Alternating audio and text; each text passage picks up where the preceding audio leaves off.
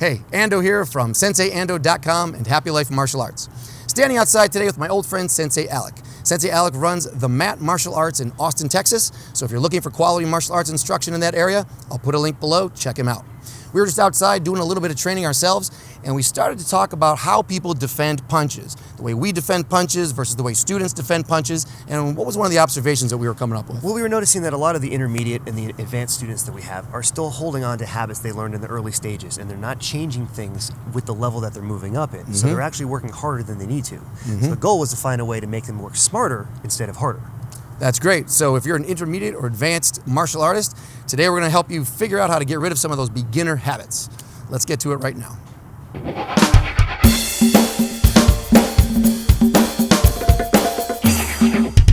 Okay, so if you're watching students on the mat, how do you know who the beginners are and who the intermediate and advanced people are? What's a beginner doing? In a general sense, a beginner is doing more gross motor movement. They have less trained skills, so things are based off of what feels the most natural, and if they don't have much experience of something coming after them, it's going to be a very grand motion of some kind. Okay, so for example, let's take a straight punch. It's super easy to work with. As this is coming through, they're going to do something really large to get out of their way.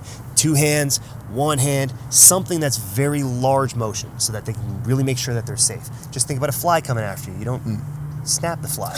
You swat the fly. Right. Same concepts. Because there's probably some panic involved and just you don't know what to do. So it's just natural to try to get things away from you, get away from the danger. Exactly. Right. So we use that in the early stages of training to say, hey, let's just make that better for you. So it's more deliberate. Right. So as it's a big motion, you're bringing it off to the side and you're learning how to rotate your body with it. So then you have open targets or exit strategy depending on what your goal is. Fair enough. All right. But that's also a problem as you get to a more advanced level against a better fighter or multiple attackers.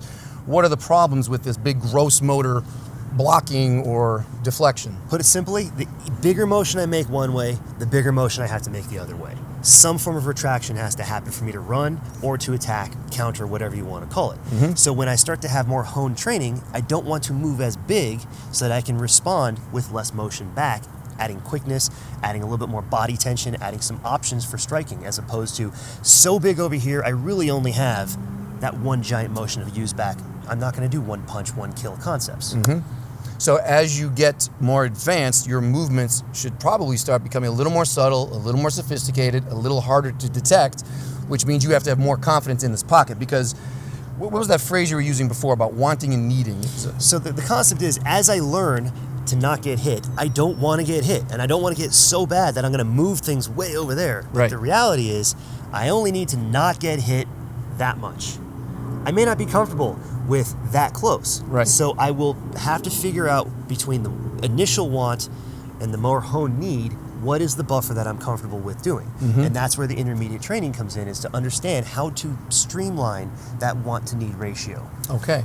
And that puts you in a better position by only doing what you need to do. If you let me shave you with this, zoom, like throwing the knives you talked about, like when you're in a circus and the knife is coming right there, if you allow that, then you are in a better position to begin your counterattack or running or whatever. Because I no longer have to worry about centering my body to you. I'm already centered, or I can stay located in a specific area that I can stay behind this punch and have options for myself. Because what do you say when you see people move out to the side? They may not just be shooting out their arms, they may also be sacrificing some of their posture and their eye lines. Yeah, it's a frame change. Your skeletal structure rotates or tips or dips and moves out of place in a way that you're losing efficiency in whatever motions you're going to want. Could you show us like the way it should not be done? So you don't want to be able to have your shoulders tip over. You don't want to be crossing your arm across your whole center line. You don't want your head to tip over your heel line. You want to keep everything pretty upright and pretty standardized in terms of a carousel horse shape. So if I've got a carousel horse with that post going through my body, I can rotate, I can rise and dip, and I can move my body in and out if I need to. And even your eye line. My eye line doesn't change either. That way I don't have to worry about readjusting the visuals of what my brain is calculating. So it keeps things simple. So overdoing like bobbing and weaving and slipping and all that stuff can put you in a worse position to counterattack or to escape because you're just doing too much. Again, you're working too hard. Okay, so the problem's pretty simple to understand. Doing too much.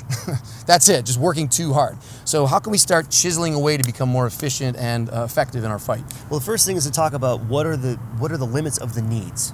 The limits of the knees. The limits of the knees, so I don't have to worry about overcomplicating it. Right. The width of my head or the width of my shoulders. That's the two spaces that I have to worry about. This is all you have to worry about defending. You don't have to defend over here. You don't have to defend up here or around you. You only need to defend your skeleton. Right. Right. If I perceive that you're hitting to the center of one of those places, right, my center line doesn't change. If it's up high, it's my head. I only need to miss enough that the outside of my head is no longer being hit. Right. That's what if you it's need. the center of my body, I need to, if I just rotate my body, that enough is enough to not get hit anymore. Right. But it's going to be closer than most people are comfortable with doing. Right. So we're going to use our arms to redirect something, but still use the shoulders to influence that motion.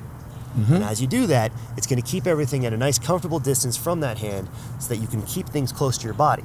I don't have to extend my arm. I feel pretty comfortable, relaxed, right, and then I can move forward or strike forward, whatever is nice to feel from there. Right, and again, you don't like using the word block. I have a video, I'll put the link up, about how I'm not a big believer in blocks if you don't need them. They're kind of instinctive, so they're going to happen anyway, but really you should keep your focus on attacking and getting to positions where you're dominant. So you don't like to use the word block either, because this, would you consider this a block or not? This is not a block. Actually, a block by definition is I'm stopping something, and I'm using some force against a force. Like a beta blocker, you would say, something like that. A beta blocker, a linebacker, anything where you block and stop something from happening. You're meeting force with force. And this is not happening. This is here. not that. No. I'm redirecting the energy, and I'm just letting my body's motion be natural while your energy goes elsewhere so that I can continue back in the other direction. Right. So now I'm wasting energy, I'm inefficient, where you're putting yourself in a position to be efficient. Correct. So the inside defensing motion is not a block. It is a redirection of energy.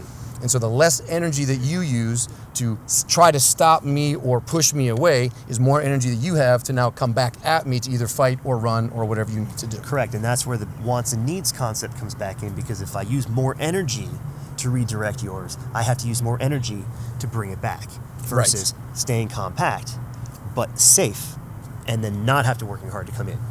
Exactly. All right, so let's talk about a simple drill that you can add to your practice time to help you become a little more efficient and a little more effective in your punch defense. What would that be? Well, let's talk about connecting everything in one piece as much as possible. So you're not moving all these different parts at one time. Mm-hmm. So I'm going to use the hands as a guide to make your hand go elsewhere. But get a partner. But you're going to get a partner. You're going to have them throw slow punches back and forth, left and right, left and right. And I'm going to just use the same side that it's coming in for now, and I'm going to rotate my shoulders and use my arm just to be a guard. I'm not moving my arms to make this happen.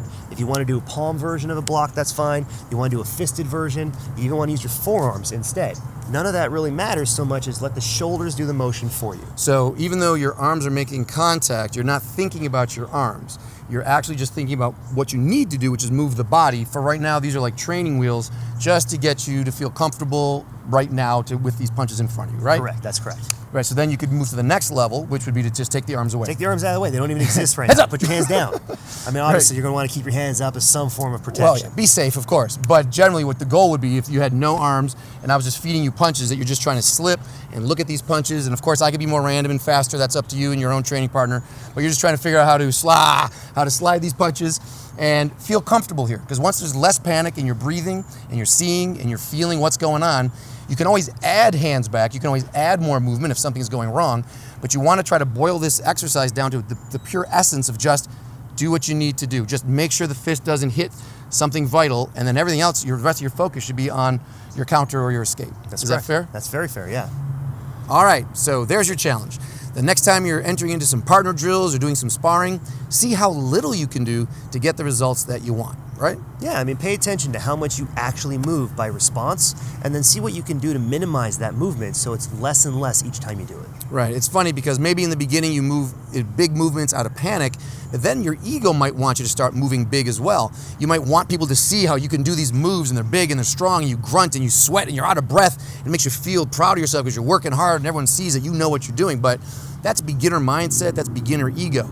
As you get better, I think things should start becoming invisible. Nobody should see actually how good you are, they just know that they can't hit you.